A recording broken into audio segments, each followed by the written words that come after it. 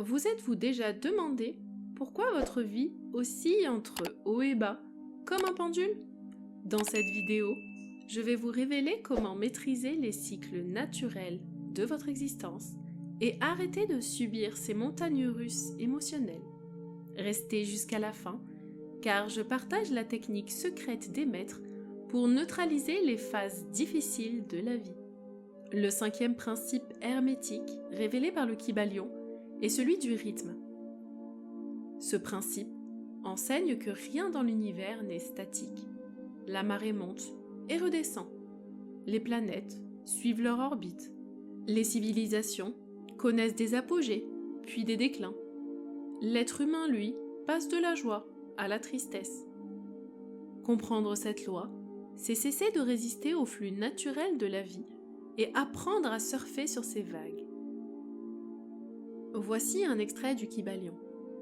Tout s'écoule, dedans et dehors. Toute chose a ses flux et reflux. Tout monte et descend. La balance de l'univers oscille, le rythme compense. Les initiés hermétistes enseignent que le rythme est le mouvement de balancier entre deux pôles. La polarité nous révèle que tout a deux extrêmes. Le rythme nous enseigne que tout oscille entre ces deux extrêmes. Le Kybalion précise: quand une force se déploie, son mouvement inverse se prépare déjà. Quand nous montons vers un état d'exaltation, une descente vers le calme suit inévitablement. Ce qui naît doit croître, puis décliner et mourir pour renaître à nouveau. Ainsi, les cycles sont inhérents à la manifestation. Rien n'échappe à cette loi. Mais le sage apprend une clé essentielle. Celui qui s'élève en conscience peut s'extraire du balancement inférieur. Cela signifie que l'homme ordinaire est ballotté par ses émotions et les événements, tandis que l'initié apprend à rester centré, à ne pas se laisser entraîner ni trop haut ni trop bas. Il s'agit donc de neutraliser l'effet de balancier. Les anciens Égyptiens connaissaient ce principe. Thoth enseignait que le Nil monte et descend en cycles réguliers, nourrissant les terres et donnant vie à la civilisation. Les prêtres observaient la lune, dont les phases rythmaient les rituels et la vie agricole. Dans le Corpus Hermeticum, Hermès Trismégiste dit à son disciple Tate: « Tout est dans le mouvement, tout est dans l'écoulement, rien n'est immobile. » Ainsi, l'âme de l'homme doit apprendre à suivre le rythme du ciel. Les Grecs parlaient de la grande année, cycle de 25 920 ans, durant lesquels les constellations reviennent à leur point initial. Les hindous évoquent les yugas, immenses cycles cosmiques de création et de destruction. Toutes ces traditions reconnaissent que le rythme est le battement de cœur du cosmos. Dans le bouddhisme, la loi de l'impermanence enseigne que tout change, rien n'est fixe. Dans l'hindouisme, les cycles de Brahma illustrent la création, la préservation, puis la destruction. Ceci manifeste le rythme naturel divin. Dans la Kabbale, l'arbre de vie respire entre expansion et contraction. En soufisme, la danse des derviches incarne le rythme cosmique, l'âme tournant autour de la source, comme les planètes autour du soleil. Dans le christianisme, il y a un temps pour tout, Ecclésiaste 3. Un temps pour naître, un temps pour mourir, un temps pour pleurer et un temps pour rire. Dans la science moderne, nous retrouvons l'existence du rythme universel. Les planètes tournent autour des étoiles, les étoiles pulsent et les galaxies respirent dans des cycles cosmiques. En physique quantique, les particules oscillent entre états, montrant que la vibration et le rythme sont liés. En biologie, nos corps suivent des rythmes de veille-sommeil, respiration, battement cardiaque, ainsi que les cycles hormonaux. En psychologie, nous pouvons constater que nos émotions suivent des vagues. Après un stress intense, un relâchement tout aussi intense survient. En économie, les marchés financiers illustrent des cycles d'expansion et de récession. Ainsi, on peut constater que tout est soumis à la loi des flux et des reflux. Voici une parabole hermétique.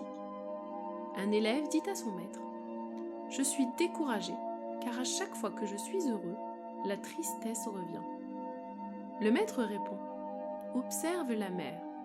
Les vagues montent, puis redescendent. Veux-tu la joie sans tristesse ? Ce serait comme vouloir la marée montante, mais sans la marée descendante. Mais si tu apprends à surfer, chaque vague devient une alliée. » Voici comment appliquer les principes de la loi du rythme. En ce qui concerne les émotions, comprendre ce principe permet de voir que la tristesse succède à la joie. Ceci permet de relativiser nos états et constater que rien n'est permanent. Ceci permet un meilleur lâcher-prise sur les situations et sur nos émotions. En santé, alterner le repos et l'activité, la veille et le sommeil est essentiel pour l'équilibre de notre corps. En spiritualité, les états d'extase ne durent pas, mais l'âme apprend à rester stable au-delà des oscillations. Comment maîtriser le balancier ? Eh bien, le Kybalion enseigne que le sage apprend à se placer au-dessus du balancier. Comment ? Par la neutralisation. Il faut développer une conscience stable qui ne s'identifie pas aux extrêmes, mais il faut demeurer dans le centre. Cela ne signifie pas de nier les oscillations, mais de ne plus en être esclave. Par exemple, si la colère monte, le sage ne s'y laisse pas emporter, sachant qu'elle redescendra. Si le sage est exalté, il ne se perd pas dans l'ivresse, sachant que le calme reviendra.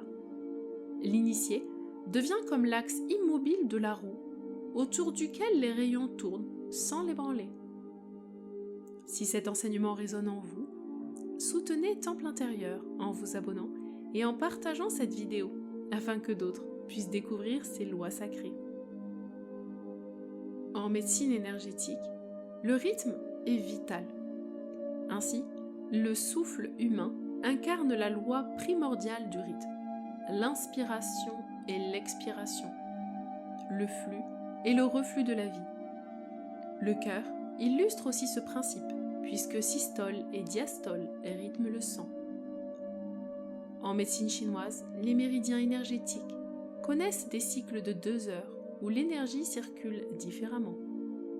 Le yoga enseigne le pranayama, maîtriser le souffle pour s'harmoniser au rythme cosmique. La santé est en accord avec le rythme naturel, alors que la maladie signale une rupture avec lui. Deuxième parabole, un maître demanda à son élève : « Quand bat ton cœur ?»« Toujours, répondit-il. »« Non, dit le maître, il se contracte et se relâche. Si le battement cessait d'alterner, tu mourrais. Ainsi, la vie est rythme intégral. » L'art a toujours représenté la loi de cause à effet. En Égypte antique, la balance de Maat pèse les âmes. En Grèce, la déesse Némésis incarne la justice divine. Au Moyen-Âge chrétien, les fresques du jugement dernier illustrent les conséquences des actes. En alchimie, chaque opération est cause d'une transmutation qui devient elle-même la cause d'un effet supérieur. L'art sacré rappelle que tout acte résonne dans l'éternité. Parabole hermétique. Un disciple dit : « Ma vie est remplie de souffrances. Suis-je condamné ? » Le maître répond : « Chaque souffrance a une cause. Trouve-la, transforme-la, et tu transformeras ton destin. Le feu qui brûle est le même que celui qui éclaire, selon la manière dont tu l'utilises. » Voici des affirmations sacrées à répéter chaque jour pour mieux ancrer cette loi. Je reconnais le rythme universel dans ma vie. Je ne résiste pas au flux et au reflux. J'y trouve l'harmonie.